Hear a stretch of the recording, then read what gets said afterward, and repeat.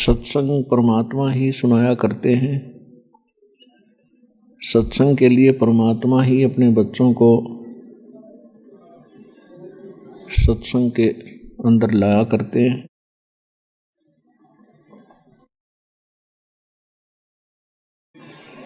प्रथम तो मानव शरीर मिलना बड़ा दुर्लभ बताया प्रत्येक सदग्रंथों में महापुरुषों ने, और मानव शरीर के उपरांत सत्संग मिलना ये उससे भी दुर्लभ है। और आप जी को दोनों ही सुअवसर प्राप्त है। मानव शरीर प्राप्त है, आपको सत्संग भी प्राप्त है। अब परमात्मा ने अपनी वाणी में कहा है कि समझा है तो सर धर पाओ और बहुर नहीं रे ऐसा दाव। अब ये ज्ञान जो सत्संग सुनाया जाता है, यदि तेरी समझ में आ गया है तो अब विलंब ना कर सिर पे पांव धर, अर्थात बहुत तेज दौड़। तेज दौड़ने का तात्पर्य ये है कि पहले तो हम संसारिक कार्यों को एक नंबर पर रखा करते थे। परमात्मा के नाम के विषय में हम कहते थे अभी टाइम नहीं है, बुढ़ापे में लूँगा, अभी तो बच्चों का परवरिश करना है, इनको पाले पोसेंगे, पढ़ाएंगे, फिर इनका विवाह करेंगे, फिर बाद में भक्ति करेंगे। ये जो सारा कुछ विचार हमारे थे, ये ज्ञान का अभाव था।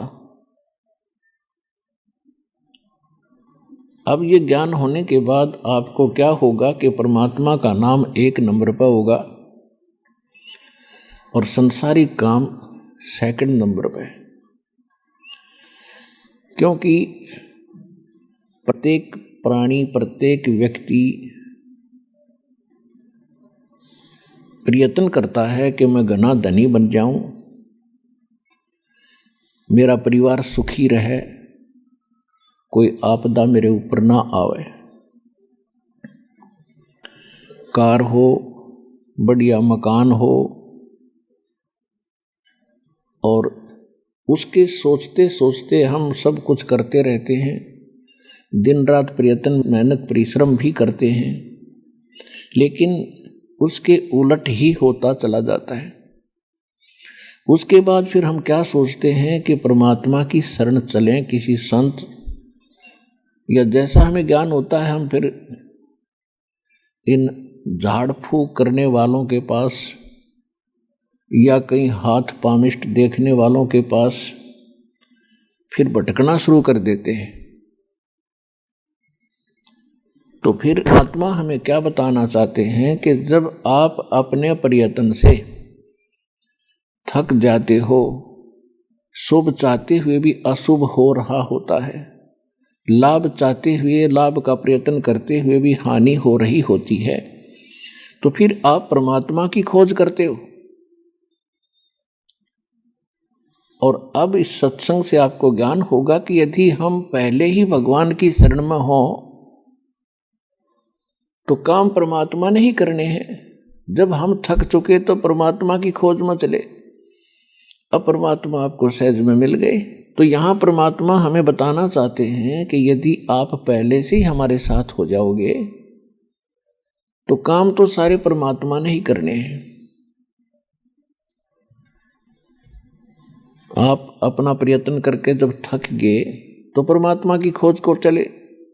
तो इससे सिद्ध है कि परमात्मा कोई परम शक्ति है जो वो काम कर सकता जो हम नहीं कर सकते, इसलिए उसकी खोज हम करते आ रहे हैं। अभी तक हमारे को ये निर्णय ही नहीं मिला था कि हु इज गॉड, वो परमात्मा है कौन जो जिसके विषय में हम सुनते आए हैं, अंधे को आंख दे, कोढ़ी को काया, और बांझ को पुत्र दे, निर्धन को माया। हु इज ही गॉड, वो कौन है? वो परमात्मा। तो आज ये निर्णय हो चुका है कि वो परमात्मा कबीर देव है। वेदों में उसको कबीर देव कहते हैं। देव माने परमात्मा, और कबीर माने कबीर। हम कबीर साहब कहते हैं, संत लैंग्वेज में उसको, संत भाषा में हम साहब कहते हैं, और अन्य भाषाओं में उसको भगवान, अल्लाह, खुदा, गॉड कहते हैं। तो वो अल्लाह अकबर, अल्लाह कबीर, गॉड कबीर, कबीर देव, कबीर साहब, ये वही परमात्मा है जो हमारा जनक है, हमको सब सुख देता है और हमारे सब दुखों का निवारण करके हमारे कर्मों के बंधन को काटकर सतलोक ले जाता है। सतलोक वो स्थान है जहाँ हम रहा करते थे, जहाँ आप सभी रहा करते थे।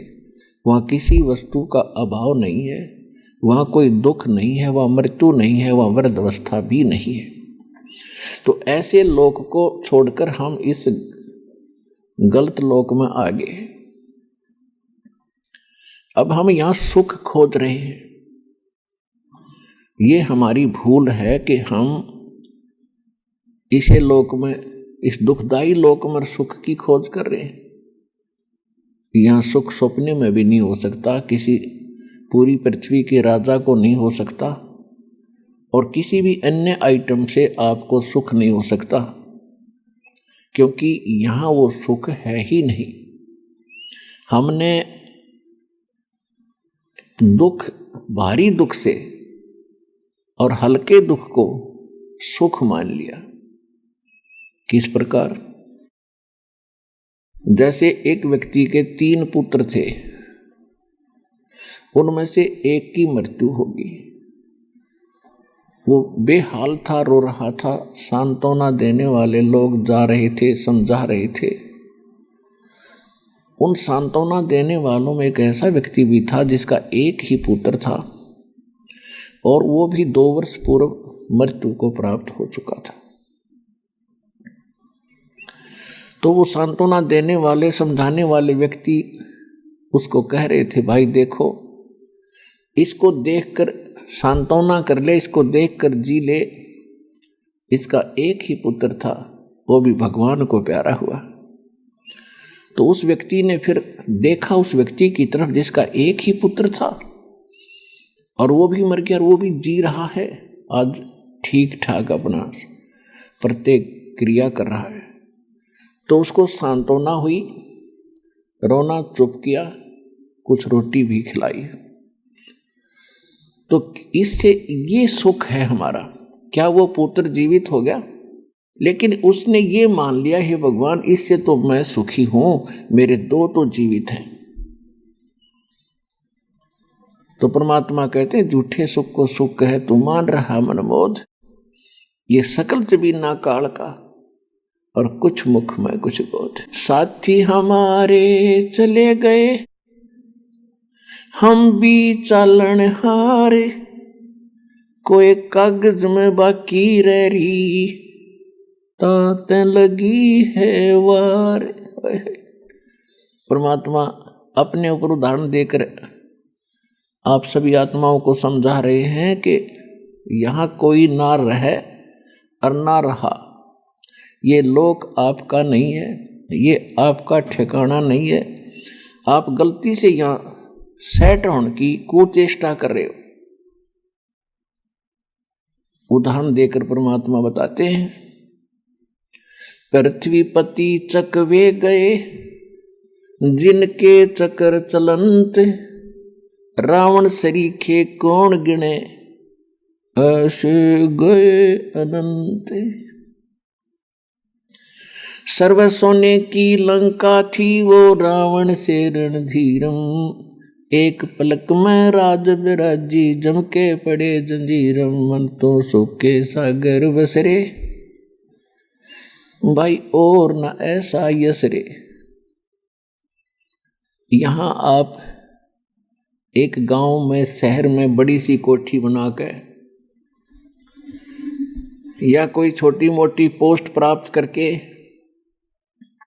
या मंत्री, प्रधानमंत्री बन के आप ये सोच बैठे हो कि मेरी बहुत महिमा होगी।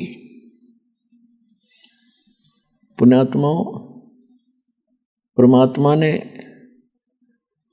बिल्कुल तौल के रख रखा है इस लोक को। ये कैसा है, यहाँ आप क्यों फंसे हो, आप किस कारण से यहाँ रोक रखे हो, सब जगह हाहाकार मचा हुआ है।